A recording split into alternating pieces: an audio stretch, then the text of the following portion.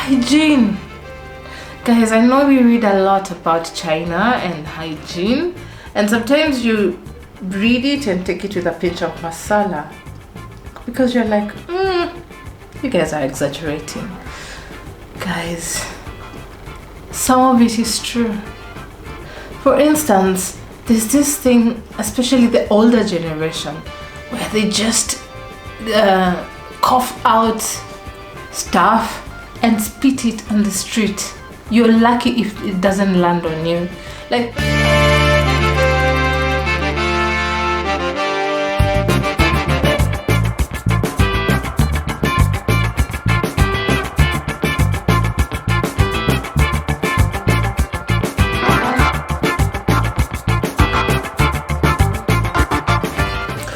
hello guys, and welcome back to this channel. My name is Kate. Well, I hope today you guys can see a bit of my energy, because you've been complaining that I am a bit slow and down in other previous episodes, but we're learning, you know. I'm not used to being in front of the camera, but you know, it is what it is. We get better as we go.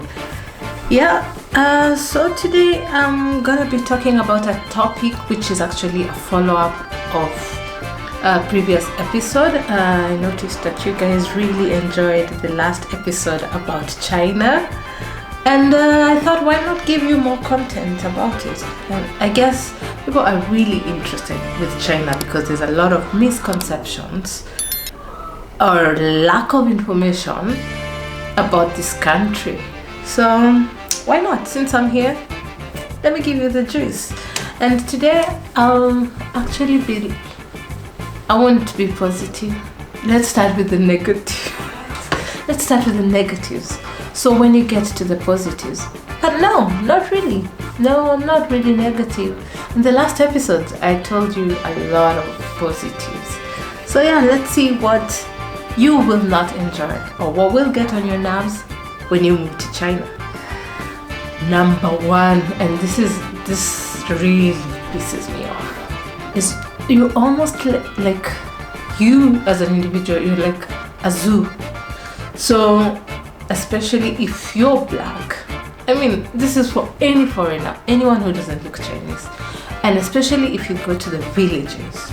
Shanghai is kind of mild, but you will become a zoo.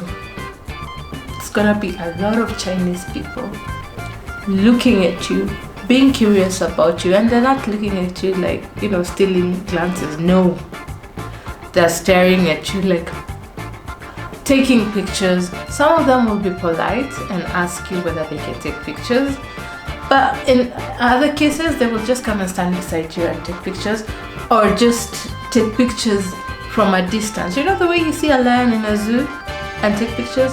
That's exactly what's gonna happen to you. It's considered rude in most cultures, but for the Chinese, that's normal, and they don't understand why you are being so fussy about it.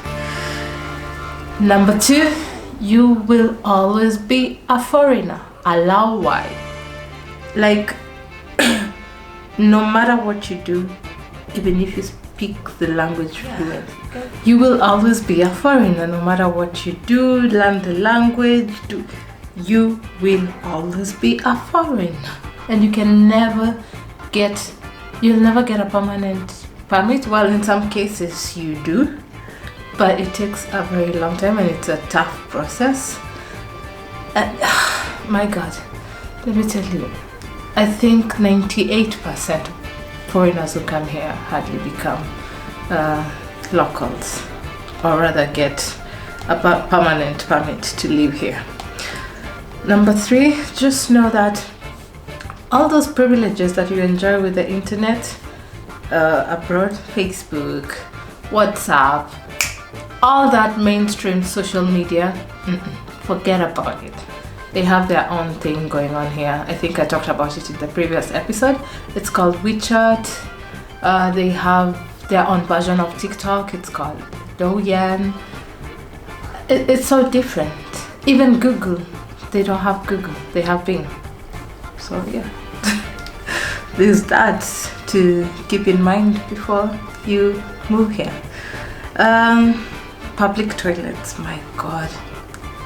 Don't dare eat spicy food if you don't have a plan of how you're gonna, in case of emergency, because it's very hard to spot public toilets in this country. Same as dustbins. I don't know why. I am not sure what they think when they're planning, and yet they have this food culture. So yeah, those are some of the things you need to keep in mind. Then there is, this is one of the most annoying ones. Hygiene.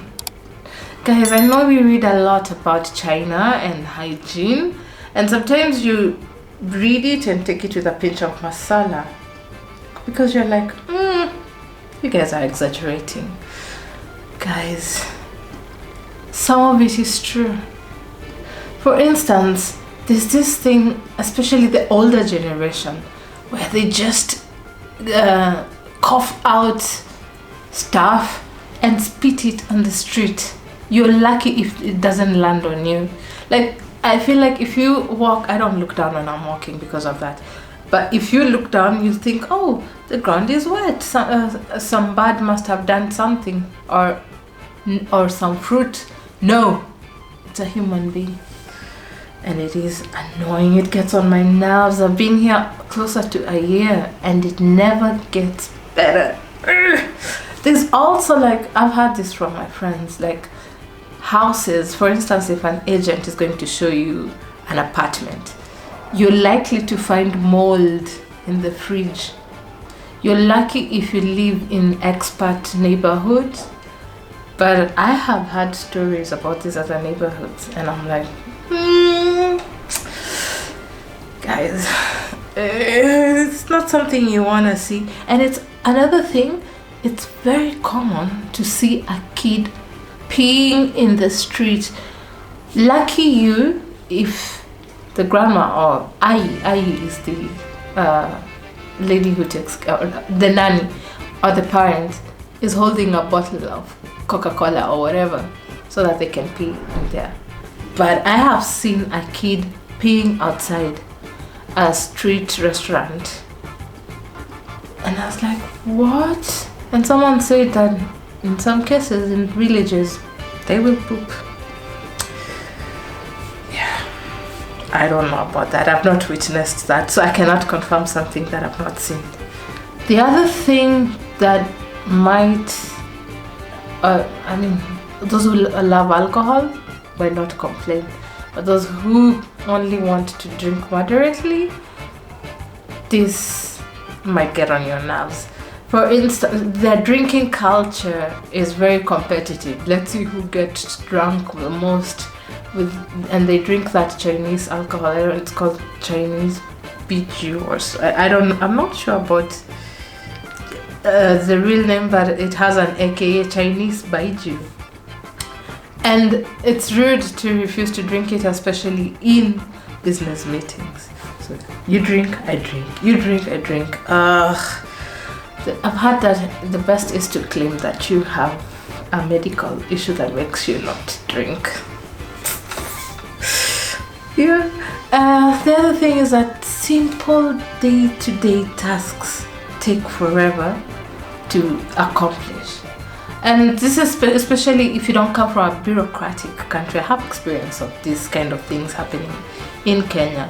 But once you've lived in a country like Sweden or in other West countries where things work very fast, this will get on your nerves because sometimes you're told, go and get this form signed at the basement and then take it upstairs to get stamped and then take it to another street to have a lady stamp it and then make copies of it. I'm like, I could have just scanned this and sent it to someone.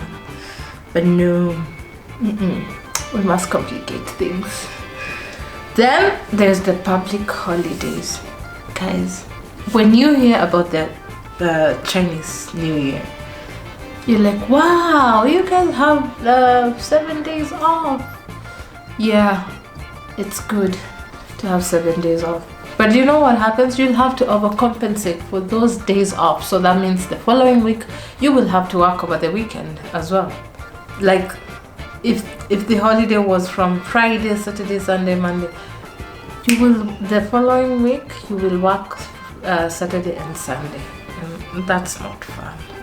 I'd rather just have normal holidays and keep my weekends. But I don't know, maybe you guys are workaholics. The other thing is the travel.